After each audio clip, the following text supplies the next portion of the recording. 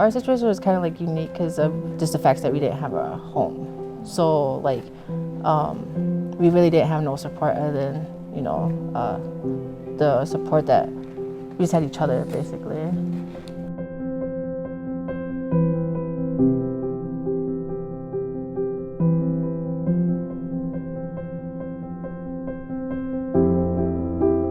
When we first heard about it, we were like worried about them getting placed in different families, not having the other brother or sister in there.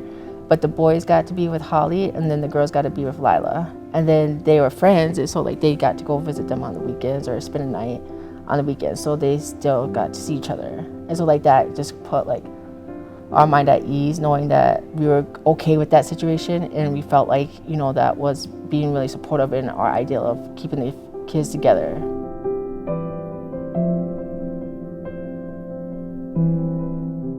It takes them a little bit of time to come around and be like, okay, like I'm ready to make these changes, because they are struggling emotionally with what happened. Mm-hmm. They're mad at the situation, they're mad at themselves, like how did we get here?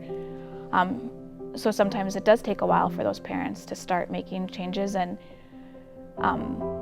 we do try and have birth parents and foster parents connect right away, because I do think it also gives parents a sense of comfort knowing where your kid is. It takes that stress off of them, of wondering, is my kid in a safe place?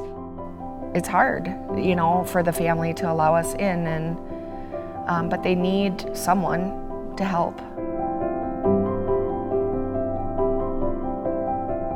The first time was when Romeo had surgery.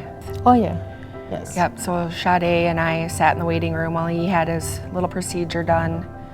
And then we just visited, and that was our first meeting.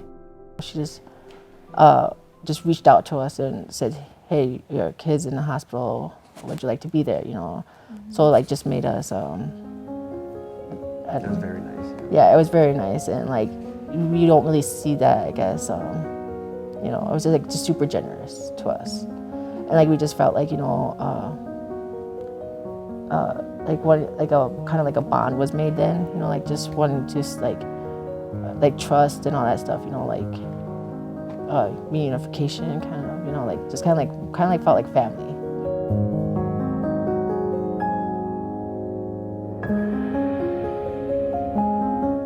So I just had time to like go to the library and go on the computer, like fill out the applications for the support and talk on the phone and make those appointments. That's what I was able to do. I would just and fill out a whole bunch of applications for apartments. So, and I worked with County, Jeanette, and then she got me into Heartland.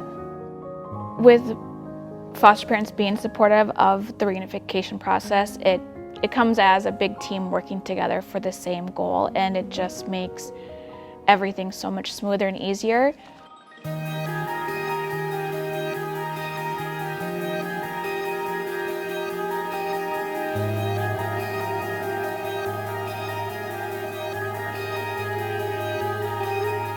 So we moved in, was it in February? Yeah, February. And we just pictured the kids like running around the house, you know, I'm at the apartment, you know. I pictured it.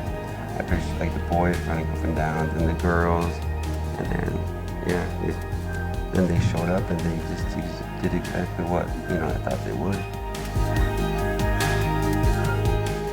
It was like all the kids wanted to lay in one bed with us. And they still like that. We have a 3-bedroom, and they still just want to be so close to us. Like, you know, it was just, we couldn't get like enough of each other. We were really happy and feel complete, basically. Yeah. You know, nobody was being left out. Not a part of us was missing or anything like that. So.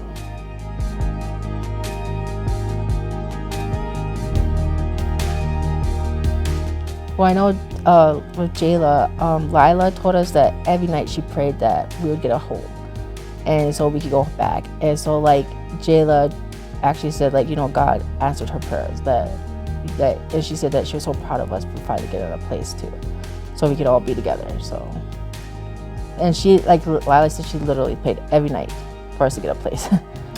So, like she said, you know, I could take the kids and keep them somewhere safe so she didn't have to worry about the kids and she could do all of the work. You know, they did the work, and I'm really proud of them because it just speaks to how much, you know, they wanted their family together and they had goals and they set their sights on what they wanted and they made it happen.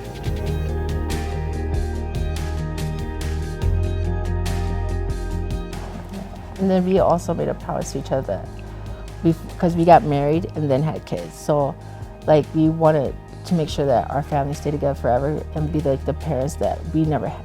Because, you know, like he didn't grow up without a family and then I was in foster care. So like, you know, we just wanted to try to give the kids that love that we never got, you know, and they didn't have to like try to look for it elsewhere or feel something like, or go without that kind of unconditional love, you know. So like that's what we were trying to do for the kids, is know that we won't give up and that we'll always be there, like, you know, because we just didn't want them to go through what we went through.